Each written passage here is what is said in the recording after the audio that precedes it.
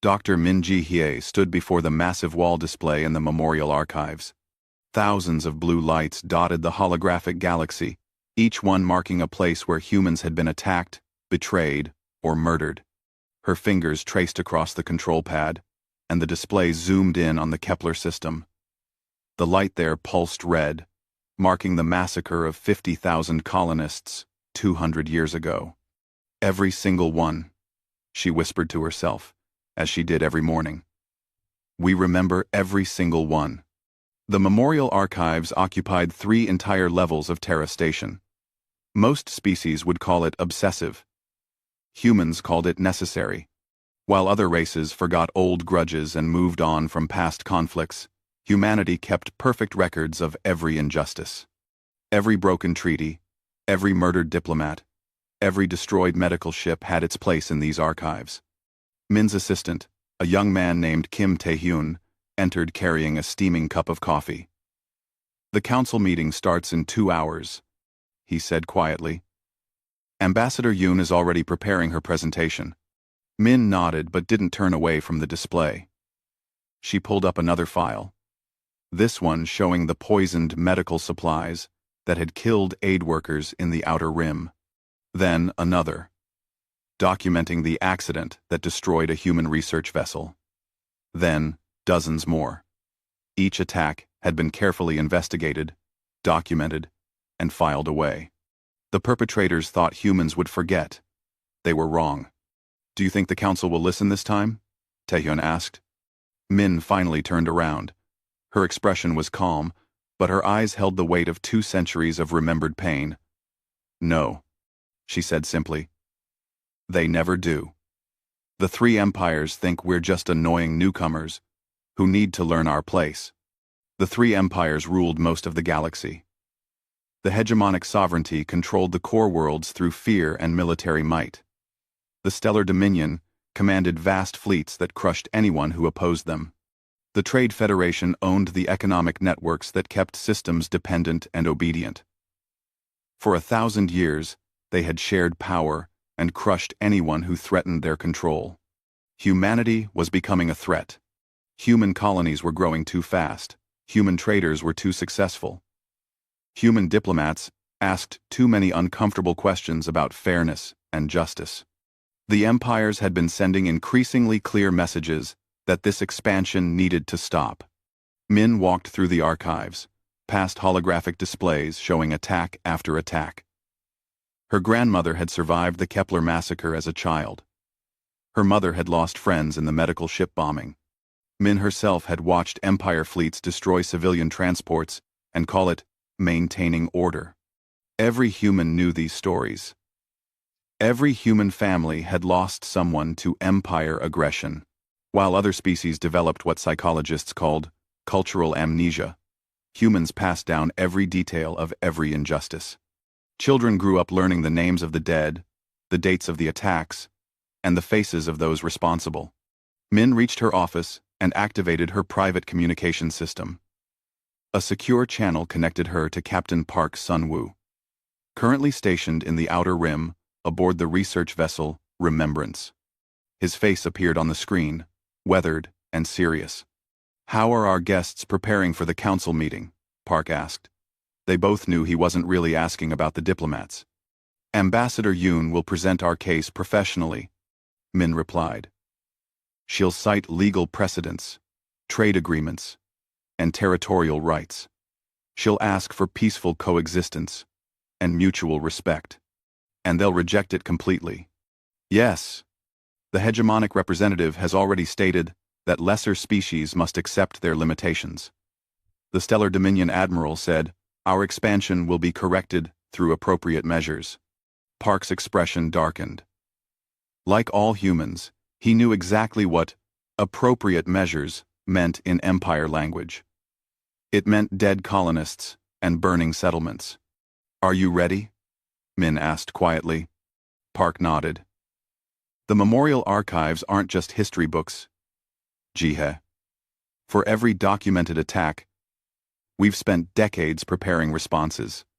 Every Empire ship that participated in massacres, every official who ordered attacks, Every facility that produced weapons used against civilians. We know where they are. We know how to reach them.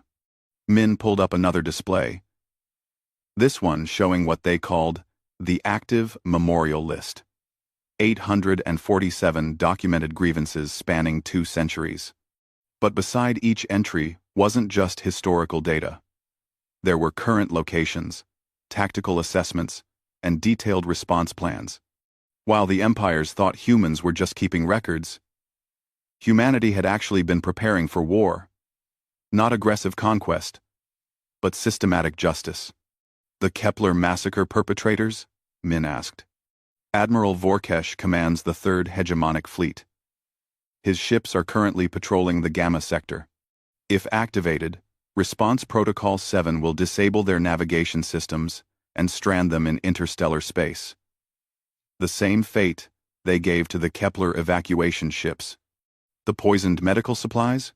Trade Federation Executive Qual Muran oversees production from Facility Omega-7. Response Protocol 12 will introduce the same toxins into his personal food supply. Poetic Justice. 1. Min continued down the list. For every crime, humanity had prepared an appropriate response. Not random violence or innocent casualties, but precise justice delivered to those actually responsible. The communication system chimed. Ambassador Yun Mirei appeared on a second screen, calling from her shuttle en route to the council chambers. I'm making one final attempt at diplomacy, Yun said. Her voice was steady, but Min could see the tension in her shoulders. I'll present our territorial claims, cite the legal precedents, and ask for recognition of human sovereignty in the disputed systems. And if they refuse? Park asked. Yun was quiet for a moment. Then I'll inform them that humanity has long memories and longer patience. I'll give them one chance to reconsider their position. They won't take it, Min said. The empires have spent 1,000 years believing might makes right. They think we're just another species to be crushed or controlled. Then they'll learn otherwise, Park replied. Every species they've oppressed will learn that somebody finally remembered, somebody finally kept score, and somebody finally prepared to settle every debt. Min closed the communication channel and walked back to the main display. The galaxy spread out before her, dotted with lights marking 2 centuries of injustice. But now she saw something else in those lights. She saw targets. Her finger moved to a red button that had waited decades to be pressed.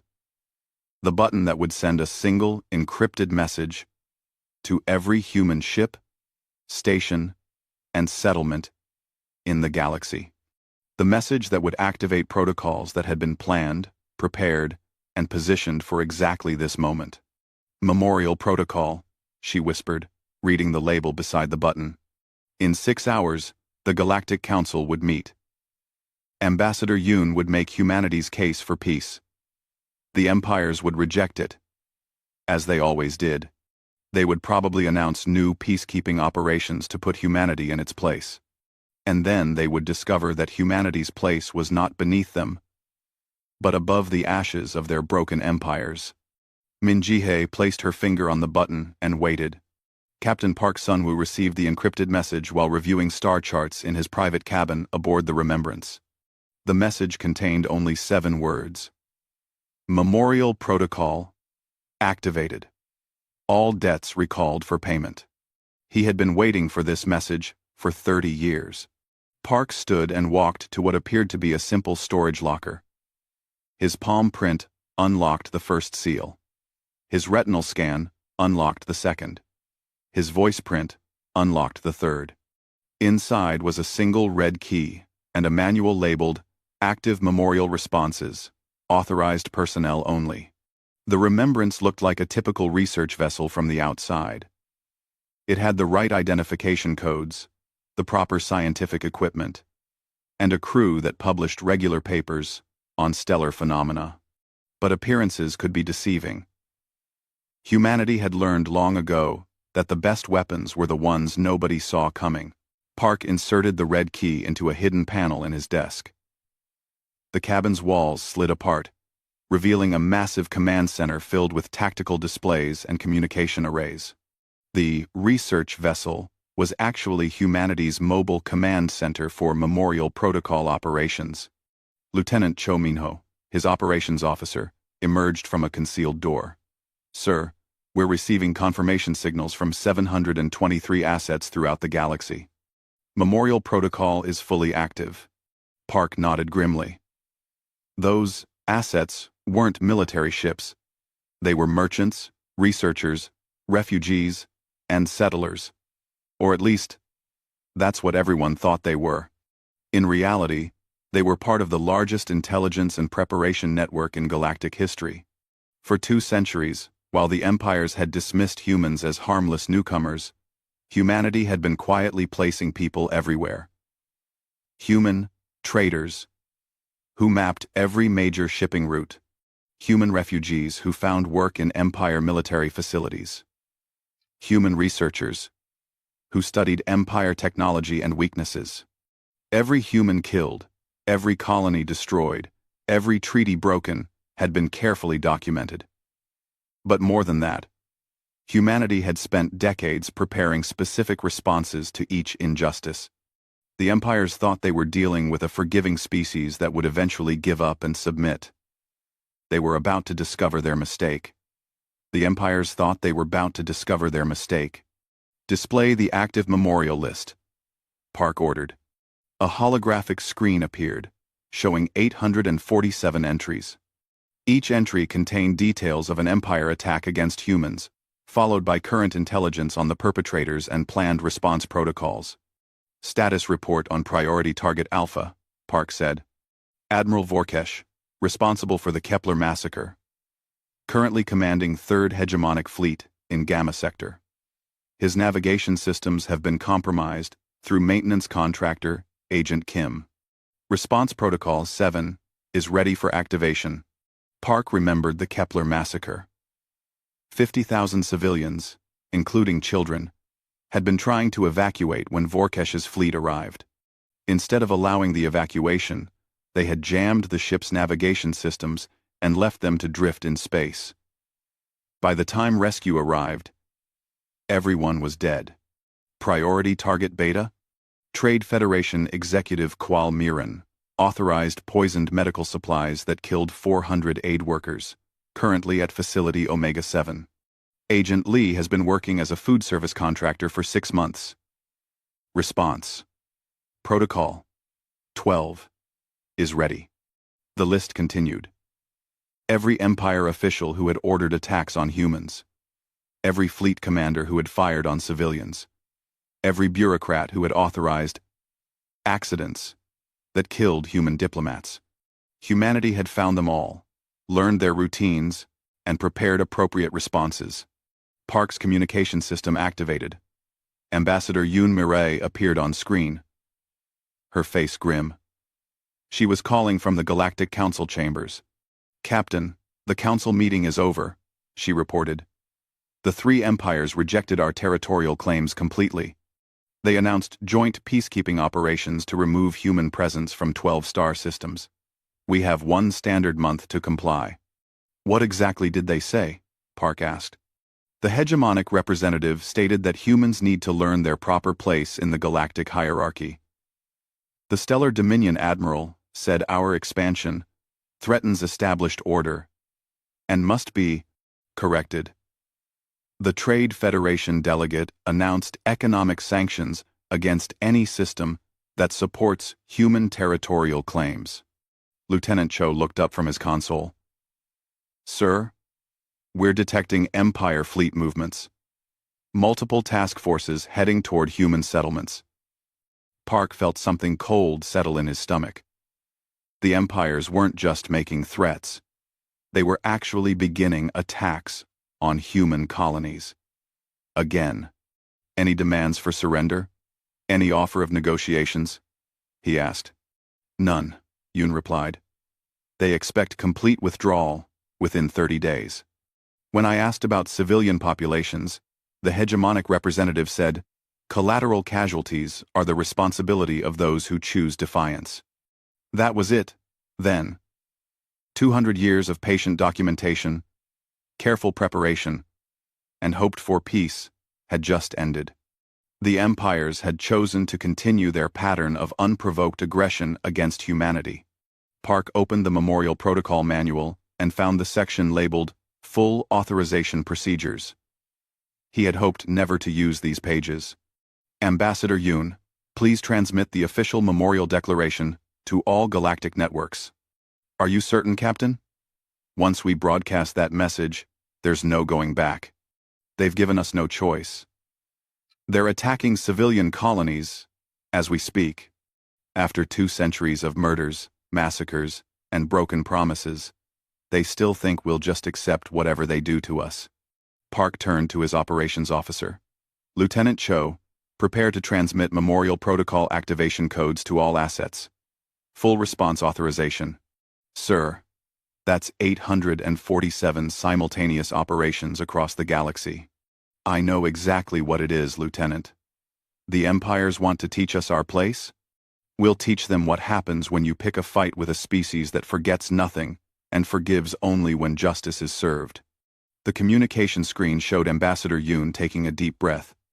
I'm broadcasting the Memorial Declaration now, Captain. Across the galaxy, every species with access to galactic communication networks received the same message. The declaration listed every attack on humanity over the past 2 centuries. Every massacre, every betrayal, every broken treaty. It explained that humanity had tried diplomacy, negotiation, and peaceful coexistence for generations. The declaration ended with a simple statement. These debts will now be collected in full. Park watched his tactical displays light up as human assets across the galaxy confirmed readiness. Merchant ships revealed hidden weapon systems. Research stations activated as command nodes. Agricultural colonies deployed defensive networks that shouldn't exist. The galaxy was about to discover that humanity had been preparing for this day for decades. Sir, Lieutenant Cho reported. We're receiving distress signals from Empire fleets in multiple sectors. Admiral Vorkesh's navigation systems have failed. His ships are stranded in interstellar space, just like the Kepler evacuation vessels. Trade Federation Facility Omega-7 is reporting medical emergencies among senior staff, another officer added. The same symptoms caused by their poisoned medical supplies. Park nodded grimly. The empires had spent 1,000 years believing that might made right. They had crushed civilizations, enslaved species, and murdered anyone who opposed them. They had grown comfortable thinking they could do whatever they wanted without consequences. They were about to learn that humanity disagreed. Begin Phase 2 operations, Park ordered. Every Empire asset involved in attacks against human civilians. Every official who authorized aggression. Every facility that produced weapons used in massacres. All of them. The Memorial Protocol was no longer just a contingency plan. It was justice, delivered with 2 centuries of patience and precision. The galaxy was about to change forever. General Lee Hansel watched the tactical displays from the hidden command center beneath what appeared to be a simple agricultural research facility on New Busan. Red lights flickered across the galaxy as Memorial Protocol responses activated simultaneously. Each light represented justice, delayed for decades, finally being delivered. Status report on Operation Kepler Justice, he ordered. Commander Jung Yuna looked up from her console. Admiral Vorkesh's 3rd hegemonic fleet is completely stranded in interstellar space. Navigation systems corrupted beyond repair. Their distress calls are being broadcast across all hegemonic networks. Lee nodded. The irony was perfect. 200 years ago, Vorkesh had jammed the navigation systems of civilian evacuation ships, leaving 50,000 people to die slowly in the void.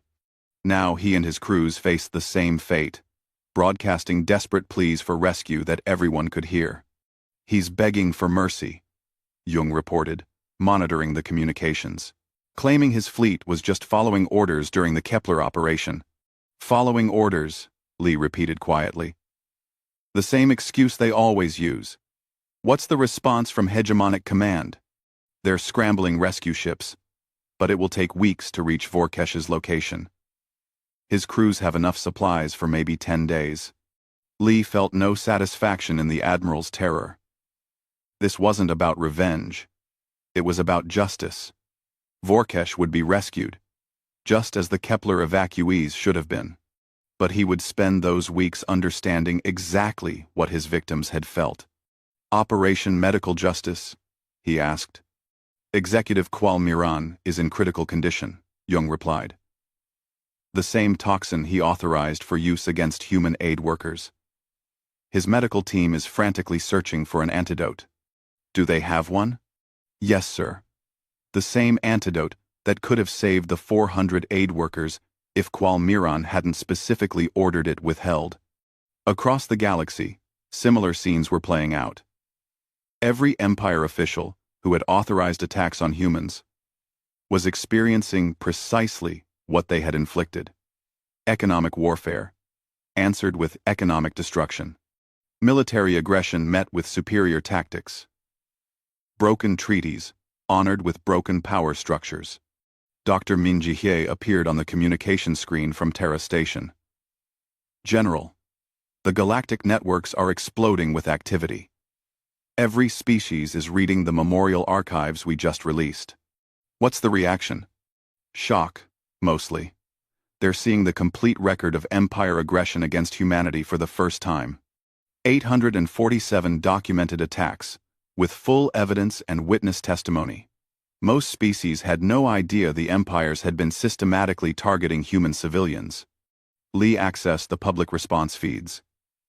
Alien species across the galaxy were expressing outrage as they read detailed accounts of massacres, poisoned aid supplies, and murdered diplomats. The empires had carefully hidden their crimes against humanity, presenting them as necessary security actions or unfortunate accidents. The Centauri delegation just released a statement. Min continued. They're saying the Empire attacks on human civilians violated every principle of galactic law. The Vegan Assembly is demanding a full investigation into Empire war crimes. And the Empire's response? They're calling for Galactic Council intervention, claiming humanity is committing acts of terrorism and demanding immediate cessation of Memorial Protocol operations. Lee almost smiled at that. The empires had spent centuries crushing anyone who opposed them. Now, that someone was finally hitting back, they wanted protection from the same galactic institutions they had always ignored. Sir, Commander Jung interrupted, we're detecting massive fleet movements from all three empires. They're pulling ships from across the galaxy and forming a joint task force. Where are they heading?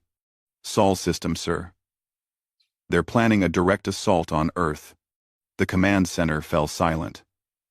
This was the response they had expected, but hoped to avoid. Faced with systematic dismantling of their power, the empires were doing what they always did, escalating to greater violence. How long until they reach Earth? Lee asked. 72 hours, sir. Lee activated his personal communication system and connected to Captain Park aboard the Remembrance.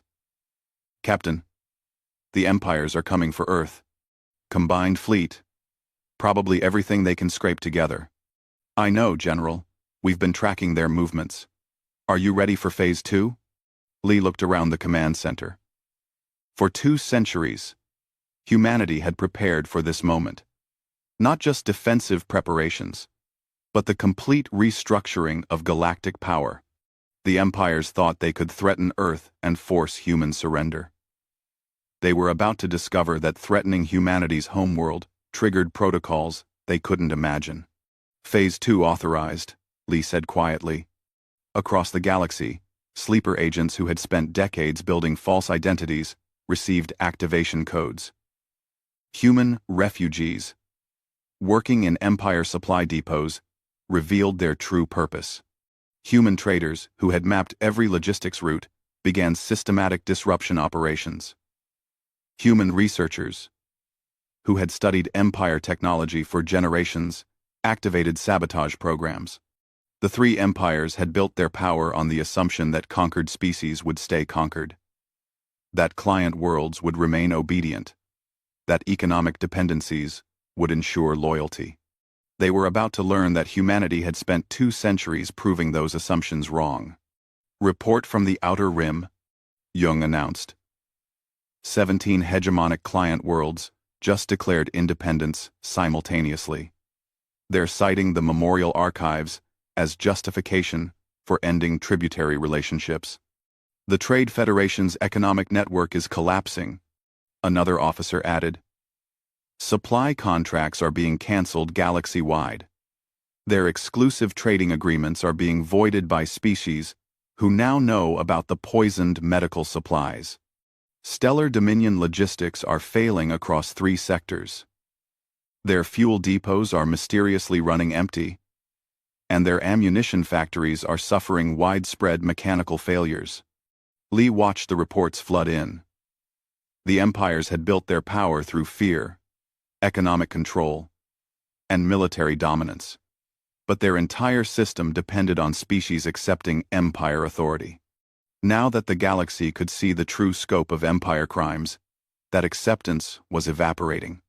Sir, we're receiving a priority transmission from Ambassador Yoon, Jung reported. Yoon appeared on the main screen, calling from the Emergency Galactic Council session. General, the Council is in chaos. 17 species have filed formal war crimes charges against the 3 empires. The Andromedan Collective is demanding immediate sanctions. Even the Empire allies are distancing themselves. What about the Earth assault fleet?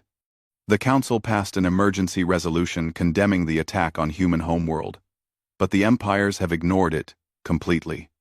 They're claiming the right of existential defense against human terrorism. Lee understood the empire logic. They couldn't defeat humanity's systematic response through normal means. So they were gambling everything on a crushing blow against Earth. They believed that threatening human homeworld would force surrender and end memorial protocol operations. They didn't understand that threatening Earth activated protocols they couldn't conceive of. Ambassador, please inform the Council that humanity appreciates their concern. But Earth's defense is not their responsibility. It's ours. General, are you certain about this? 3 Empire fleets coming at once. Yes, Ambassador. We've been preparing for this exact scenario for 200 years. The empires want to teach us a lesson about power? We'll teach them what happens when you threaten a species that never forgets and never forgives unprovoked aggression. Lee closed the communication and turned to his staff. Begin Earth Defense Protocol activation. Signal all assets throughout the galaxy. Phase 3 is now authorized. The empires were bringing their fleets to Earth, believing superior numbers would guarantee victory. They were about to discover that humanity's greatest strength wasn't military technology or tactical brilliance. It was the simple fact that every human remembered every injustice, and they had spent centuries preparing to ensure those injustices were answered in full. The combined Empire fleet emerged from hyperspace at the edge of the Sol system like an avenging storm. 3,000 ships from the hegemonic sovereignty, Stellar Dominion, and Trade Federation had united for one purpose: crush humanity's homeworld and end memorial protocol operations forever. Admiral Vorkesh had been rescued from his stranded fleet just in time to join the assault. Executive Qualmiran participated from his medical bed, demanding vengeance for the toxin that had nearly killed him. This was the largest military force assembled in galactic history, commanded by leaders who had suffered personal humiliation at human hands. Captain Park Sun-woo watched their approach from the Bridge of the Remembrance, now openly revealed as humanity's flagship. Around Earth, the defensive fleet looked pathetically small in comparison, maybe 300 ships against 3,000. The Empire commanders probably felt confident about their overwhelming numerical advantage. They didn't know that numbers weren't what mattered anymore. Signal from the Empire fleet, reported Lieutenant Cho. They're demanding immediate surrender of all human military assets and complete cessation of memorial protocol operations. They want unconditional submission within 6 hours. Response? Park asked. Ambassador Yoon Mirai spoke from her position at the communications station. Tell them that humanity considered their demands carefully and has decided to counterpropose their complete withdrawal from human space and full reparations for 2 centuries of documented war crimes. Lieutenant Cho blinked. Ma'am, they outnumber us 10 to 1. Numbers don't win wars, Lieutenant. Preparation does. And we've had 200 years to prepare. Park activated the fleet-wide communication system. All ships. This is Memorial Command. Phase 3 is now active. Execute Earth Defense Protocol, on my mark. Across human space, sleeper agents received their final activation codes. These weren't just intelligence operatives or saboteurs. These were humanity's deepest assets, placed in positions that had taken decades to achieve. Dr. Min Ji-hye appeared on the command screen from her hidden bunker beneath Terra Station. Captain, we're receiving confirmation signals from assets throughout the galaxy. The empires are about to discover that their greatest weakness isn't military. It's trust. The first shock came when the hegemonic sovereignty's client worlds didn't just declare independence. They revealed that their human advisors had been preparing them for this moment for 50 years. Entire sectors rose in coordinated rebellion, cutting off the Empire's resource base and manpower reserves. Report from hegemonic core worlds, Cho announced. 17 tributary systems have expelled imperial governors and seized control of military installations. The sovereignty's supply network is collapsing. But the rebellions weren't random uprisings. They were perfectly coordinated operations, led by humans who had spent decades earning the trust of oppressed species.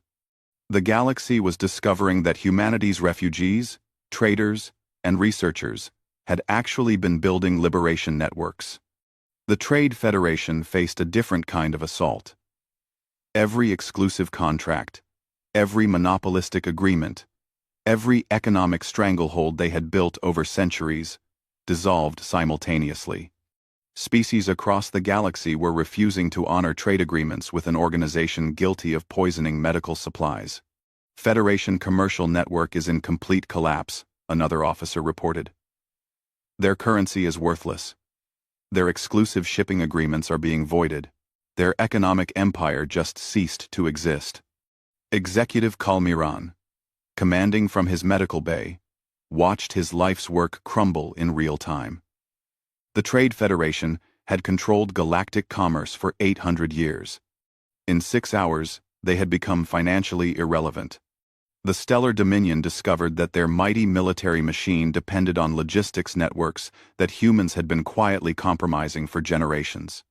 Fuel depots ran empty because human contractors had been siphoning supplies for decades. Ammunition factories failed because human engineers had introduced subtle flaws into manufacturing systems. General Lee Hansol monitored the systematic collapse from his command bunker on New Busan. Status report on Empire combat effectiveness. Hegemonic forces are operating at 30% capacity due to supply shortages and rebellions, Commander Jung reported. Trade Federation contribution to the assault fleet is minimal because their economic resources have evaporated. Stellar Dominion ships are experiencing widespread mechanical failures. What about their assault on Earth? Still incoming, sir. But they're facing unexpected difficulties. Park watched the enemy fleet approach, noting their increasingly erratic formations. Ships were falling behind due to engine problems. Communication networks were suffering mysterious interference. Navigation systems were providing conflicting data. Sir, Lieutenant Cho said quietly, they still have nearly 2,000 functional ships. Even compromised. That's overwhelming force. Is it? Park asked.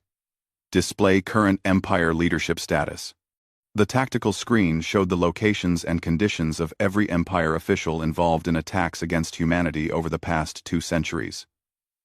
Admiral Vorkesh was commanding a damaged fleet with failing supplies. Executive Kwalmiran was bedridden and watching his economic empire collapse. Stellar Dominion Admiral Kex Thor was struggling with mutinies as his client species turned against the Empire. They're not commanding an empire anymore, Park observed. They're commanding the remnants of collapsed tyrannies. Their subordinates know the empires are finished. Their client species have abandoned them. Their economic base has evaporated. The Empire fleet finally entered Earth's defensive perimeter. The human ships were still vastly outnumbered, but something had changed. The Empire formation was ragged, their coordination poor, their morale obviously shattered. Ambassador Yoon opened a communication channel to the Empire commanders. "This is your final opportunity for surrender," she announced calmly. "Withdraw immediately and submit to Galactic Council jurisdiction for war crimes tribunals." Admiral Vorkesh's response came back furious and desperate. "You think your tricks and sabotage matter? We still have the firepower to reduce Earth to ash. Surrender now, or watch your homeworld burn." "No," Yoon replied simply. "You don't." On her signal, every human ship in the Sol system revealed its true nature. The merchant vessels deployed military-grade weapon systems. The research stations activated as command nodes controlling automated defense networks. The agricultural platforms launched clouds of defensive drones. But more importantly, ships throughout the galaxy began broadcasting on all frequencies. Not human ships, Empire ships. Vessels whose crews had finally learned the truth about their Empire's crimes and decided they wouldn't serve tyrants anymore. "Empire fleet," came a voice from one of Vorkesh's own ships. "This is Captain Dalthine of the cruiser Vengeance. We've read the memorial archives. We know what our Empire has done to innocent civilians. We will not participate in the destruction of Earth." More voices joined in. Empire crews declaring mutiny. Client species announcing they would fight for humanity instead of their oppressors. Allied worlds revealing they had been secretly preparing for this moment. "Sir," Lieutenant Cho reported in amazement, "the Empire fleet is falling apart. Nearly half their ships are refusing orders. Some are actively joining our defensive formation." Dr. Min Ji-hae's voice came over the communication system. "This was always the real plan, Captain. Not to defeat the empires through superior firepower. To defeat them by showing the galaxy who they really were. To give their own people the chance to choose justice over tyranny." The three Empire commanders found themselves commanding fleets that were dissolving before their eyes. Crews that refused to fire on civilians. Allies that had switched sides. Client species that chose freedom over fear. Admiral Vorkesh made one final desperate transmission. "This isn't over. Even if we fail here, the empires will rebuild. You can't destroy 1,000 years of galactic order." Ambassador Yoon's response was broadcast throughout the galaxy. "You're right, Admiral. We can't destroy galactic order, but we can replace it with something better. Something based on justice instead of fear. Something where species cooperate instead of conquering each other." The Battle of Earth was over before it truly began.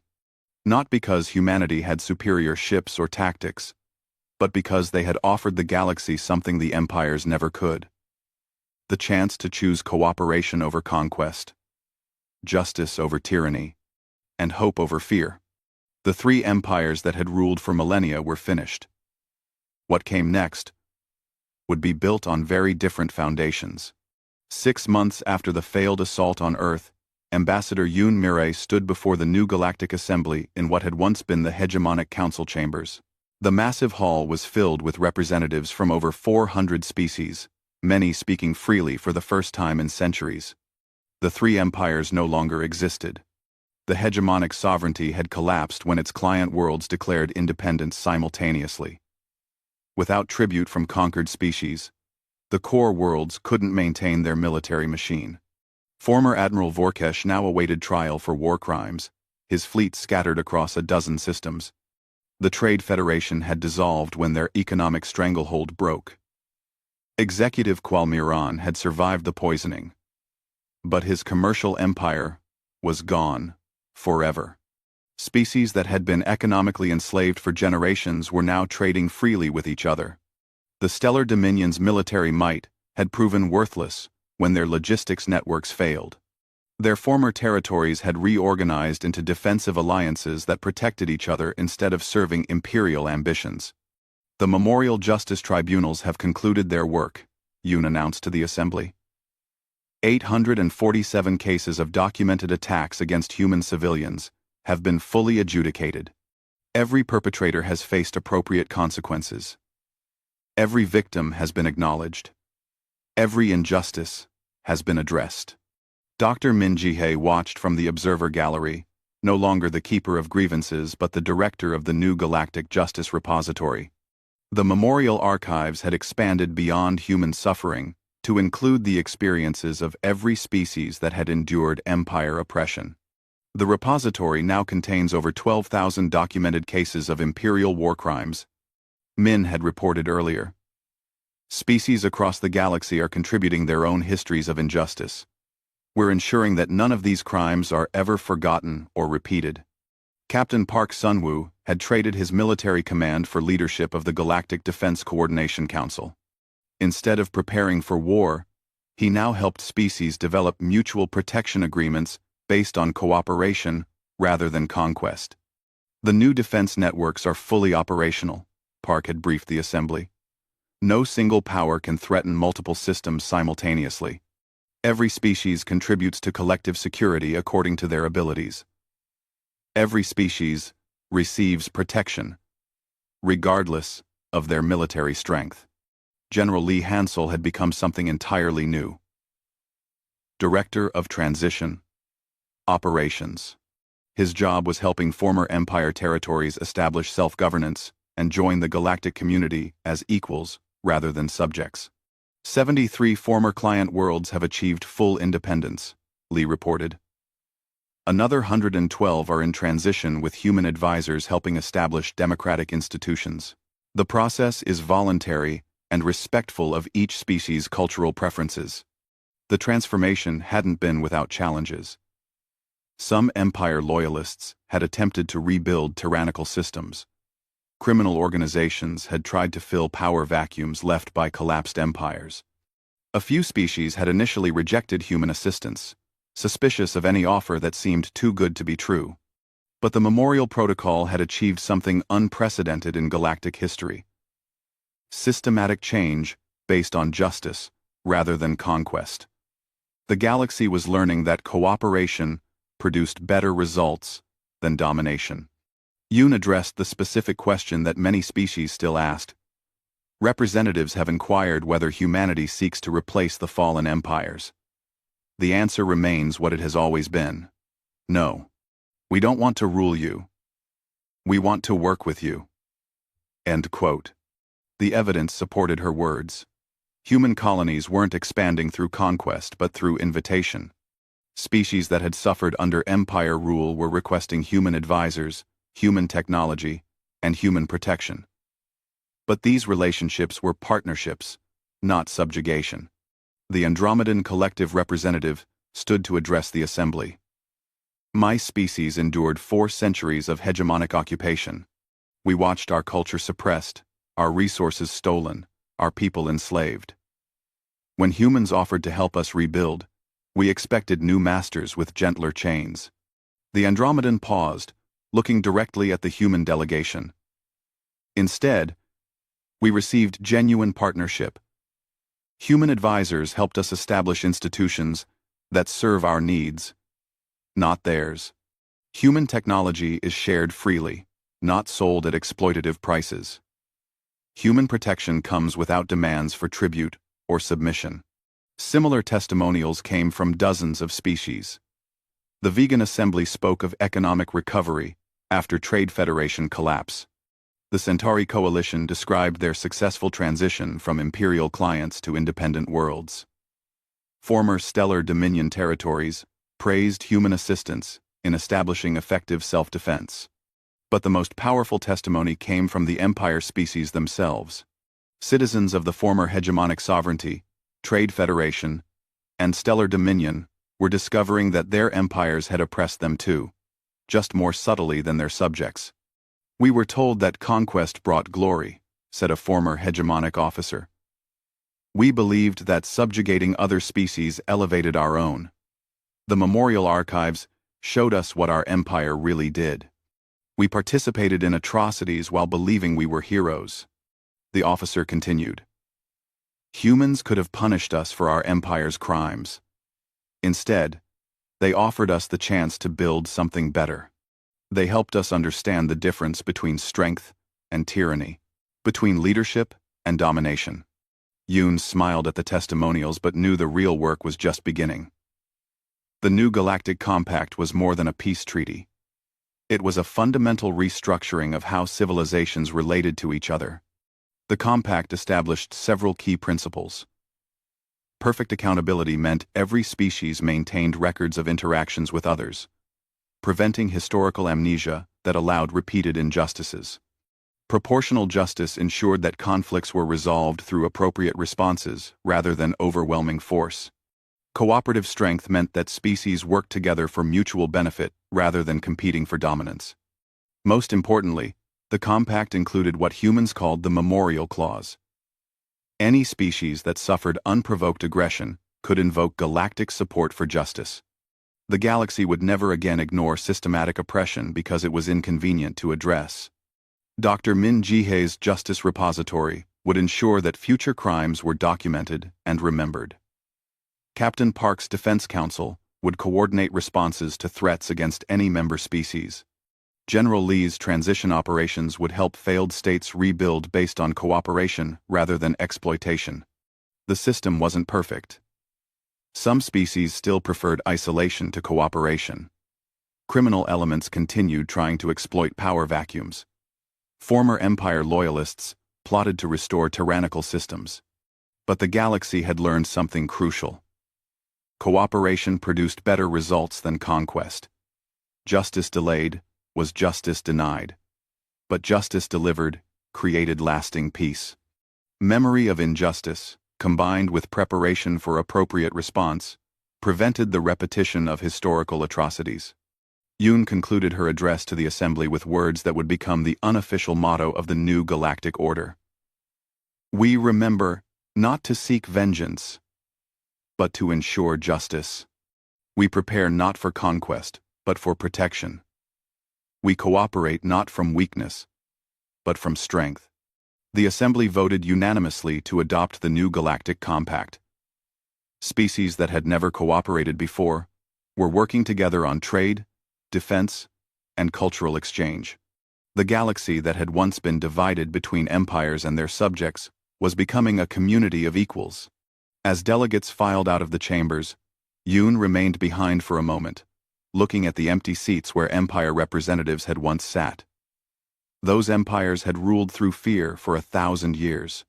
They had been replaced in 6 months by something better. The galaxy would never forget what tyranny looked like.